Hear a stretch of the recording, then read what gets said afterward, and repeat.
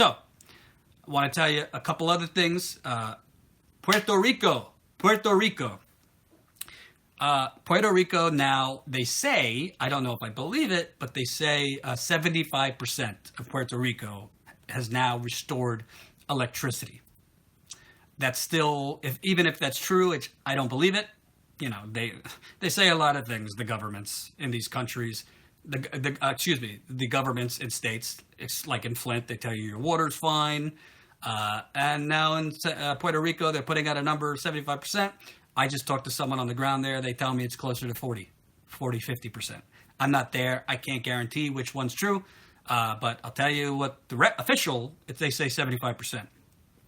Puerto Rico has totally fallen off the national radar. You see nothing about it. Trump has been, I think, worse than Bush even with Katrina.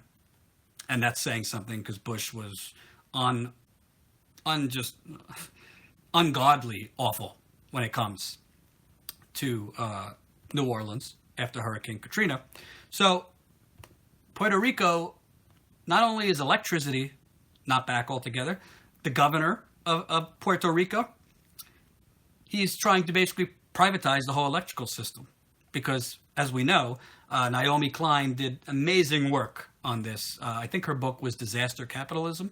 Basically, these natural disasters, which aren't even natural because it's climate change causing most of them, it's vulture capitalism on steroids. The public officials that are helping the problem, it's just a ploy to privatize the whole damn island. So, Puerto Rico Governor Ricardo Rossello on Monday passed proposals for privatizing the U.S. Commonwealth Shattered Electoral Shock Doctrine. Thank you, Crystal. The Shock Doctrine by Naomi Klein. The governor is privatizing the shattered electrical grid as part of its painstaking recovery from devastating September hurricanes. Rossello used his State of the State speech to say that he has introduced an energy reform bill on Monday while outlining ideas for cutting taxes, increasing police pay, and introducing education reforms. So the solution to a epic natural disaster, 2 hurricanes, and I think it was 2 hurricanes in 2 weeks, is to privatize the electrical system, increase police pay, cut taxes, and education reforms. That's going to fix the problem. Because we've seen that works in other places, right? And when they say privatize the electrical grid, really what that means is you are hiring corporations that are focused on profit to do as little as humanly possible for the people. That's what privatization means. Private companies are not there to offer relief. They are there to offer profits for their shareholders. That's why privatization and profits shouldn't be involved with things like healthcare or natural disasters, because these are things that humans need to survive and shouldn't be played with. Yairo, Miki has gone to Puerto Rico a few times. Credit to her.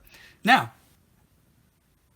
they're privatizing the electrical grid, which is obviously not going to fix anything. It's just going to make a lot of rich people richer and make a lot of poor, struggling people poorer. That's what's going to happen.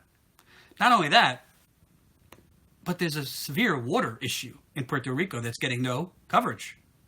Alexander, can Trump get a second term? I think he can. If the Democrats keep pushing this Russia bullshit as their main thing, yeah, you better believe it. And that's scary.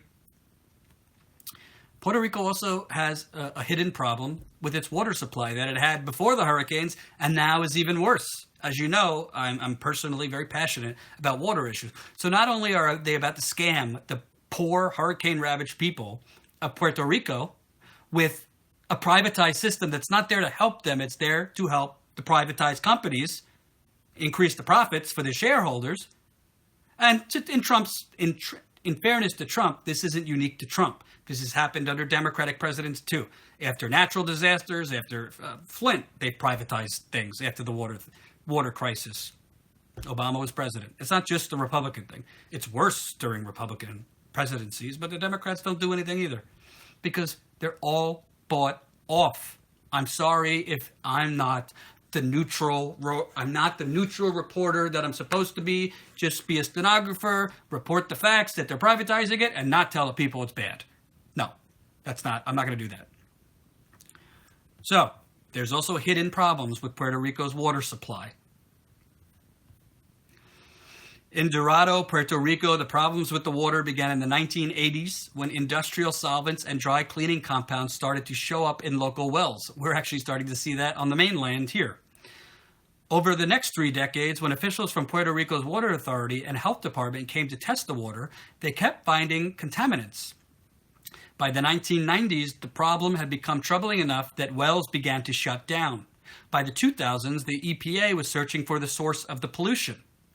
Whatever was leaking these compounds into the groundwater, the federal agency couldn't find it. But the contamination was only getting worse. And in April 2016, the EPA proposed putting the Dorado water system on the national list of Superfund sites, the most contaminated places in the country. This past October, in one of the many headline-making incidents that followed Hurricane Maria, workers from a local utility opened one of those contaminated wells near Dorado and started distributing its water to desperate people who had no other option. And by the way, folks, yeah, Puerto Rico is far from most of us. It's part of America, so I hope you're listening.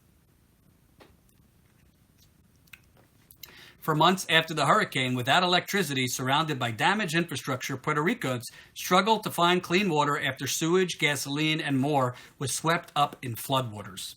But the island's underlying geography, along with a history of poor investment in the water system, not just Puerto Rico, that's happening in the mainland too, poor investment in the water system have made contamination a long-standing problem in the island territory. Researchers are trying now to understand and measure just how much the storm exacerbated these issues. Yes, so let's spend 2 or 3 years on research while we let the people drink poisoned water. American citizens are drinking poisoned water in Puerto Rico right now. We'll just do research while the governor of Puerto Rico privatizes the electrical grid. Let's stop pretending that we live in a democracy, folks. This is not a democracy. This is an oligarchy, and it's growing to into a fascist country. So we're going to do research when we already know that based on pre-hurricane, there was severe water contamination issues, and post-hurricane, it's even worse. Why? And Trump they're cutting off water bottle distribution. I think they cut it off already. So it's like, okay, so basically, I'm sorry to be brash, but it's like, okay, if all water went away, we need something to drink. What do you do? What do you do? Do you drink your urine? I'm not trying to be gross. I'm just saying, what are these people supposed to do? Underneath the northern coast of Puerto Rico lies a karst aquifer, a geologic formation of limestone where, over time, rain dissolves the rock to form tiny fractures, streaming rivulets, and giant caves. When rain falls, the maze of spaces collects and stores generous supplies of water. Quote, it's a unique geologic environment, says Ingrid Padilla, a professor of water resources engineering at the University of Puerto Rico. Quote, it's highly complex and very difficult to simulate. Many other types of aquifers collect water that seeps through layers of ground, which serves as a natural water treatment plant and filters contaminants out. But karst aquifers don't have the same advantage. Quote, the same exact characteristic that allowed water to flow through all the contaminants in, Padilla says. As reliable sources of water, karst aquifers attract human settlement. But even in the absence of a dramatic spill or clear sources of pollution, contaminants sneak into the groundwater as neighborhoods and industry grow. What kind of industry are they talking about? Are we talking about coal plants? Are we talking about steel plants? Are we talking about oil plants? Are we talking about power plants? Because most of the groundwater contamination is happening in some of the most deindustrialized and currently industrialized cities in America. because we thought, all right, yes, let's create the jobs. Let's create the industry. Let's create the product. Let's create made in America, stamp it. We'll worry about the water later. We'll worry about the environment later. Let's not focus on that now.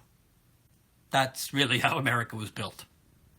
So, the danger is compounded by Puerto Rico's system of pipes, pumping stations, and treatment plants, which has registered more drinking water violations than any other state or territory in the United States of America. Let me write that one more time. This danger is compounded by Puerto Rico's systems of pipes, pumping stations, and treatment plants, which has registered more drinking water violations than any other state or territory in the United States, as the Natural Resources Defense Council reported in spring 2017. According to data analyzed by the environmental group, close to 70% of the island's population gets its water from sources in violation of federal health standards for drinking water. That's 70%. So the question becomes, are we going to say these are Americans, or are we going to treat them like Americans? Because you could say, Trump could say, Republicans could say, and Democrats could say, these are American citizens. And most of the Democrats have been railing loudly about Puerto Rico. But you could talk about it, or you could do something about it. Because the way the Puerto Rican people are being treated now is not as citizens. They're being treated as sheep. They are being treated as sheep, as guinea pigs, and irrelevant scum on the bottom of the plutocrats' shoes. So I will announce that when my back is well enough, when I have some investment money for my potential new company, that is one of the first places I will be going. Because this is disgusting. I don't care if it's on the mainland, on an island. I don't care. It's America. Climate change is causing these disasters. These are not disasters that should be used for profit and for greedy plutocrats to become even more wealthy. And people, frankly, I'm not fearmonger. People are going to die earlier than they should because they're drinking toxic water, or they don't have access to the essentials in life that they need. Period. So I will be going to Puerto Rico just as soon as I can.